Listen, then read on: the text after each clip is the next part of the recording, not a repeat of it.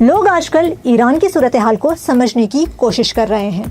27 फरवरी को जिनेवा में होने वाली मुज़ाकराती मुलाकात से ये तासुर मिला था कि शायद सिफारतकारी का रास्ता अभी भी मौजूद है, लेकिन चंद ही घंटों बाद अमरीकी हमले ने सूरत हाल को फिर बदल दिया और ये जाहिर किया कि मुज़ाकरात की नीयत और ज़मीनी हकीकत में कितना फर्क हो सकता है। अब सबके जहन में एक ही सवाल बार बार आ रहा है, आखिर वक्त कौन खरीद रहा है, अमरीका या ईरान? आमतौर पर लोग समझते हैं कि अमेरिका वक्त खरीदता है क्योंकि वो हमला करता है, फिर पीछे हटता है और दोबारा ताकत के साथ मुज़ाकरात की मेज पर आ जाता है। लेकिन इस बार मामला इतना सादा नहीं है। तारीख को देखें तो रूस और यूक्रेन की जंग एक बड़ी मिसाल है। रूस ने शुरू में समझा था कि वो जल्दी कीव पर कब्जा कर लेगा, लेकिन मंसूबा नाकाम हो गया। जंग लंबी हो गई, रूस को भारी नुकसान उठाना पड़ा और इसकी माशी और फौजी ताकत भी मुतासिर हुई। दूसरी तरफ मगरबी ममालिक ने उस जंग को एक लाइव तजर्बे के तौर पर इस्तेमाल किया और रूस की हिकमत अमली और कमजोरियां गहराई से समझी। अब कुछ माहिरीन के मुताबिक इसी तरह की सूरत हाल ईरान के मामले में भी बन सकती है। अमेरिका ने खित्ते में अपनी मुकम्मल फौजी सलाहियत का मुजाहिरा किया।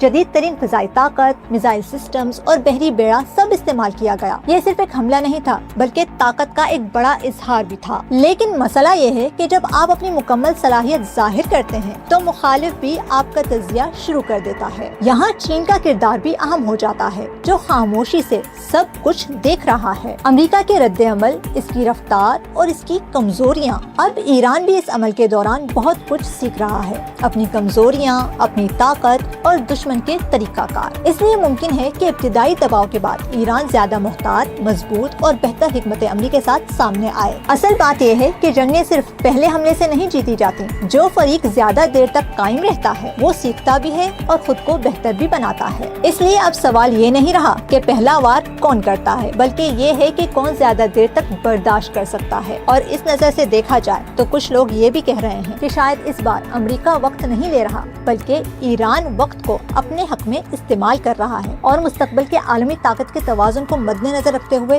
दूर कहीं चीन खामोशी से इस पूरे मंजरनामे को देख रहा है।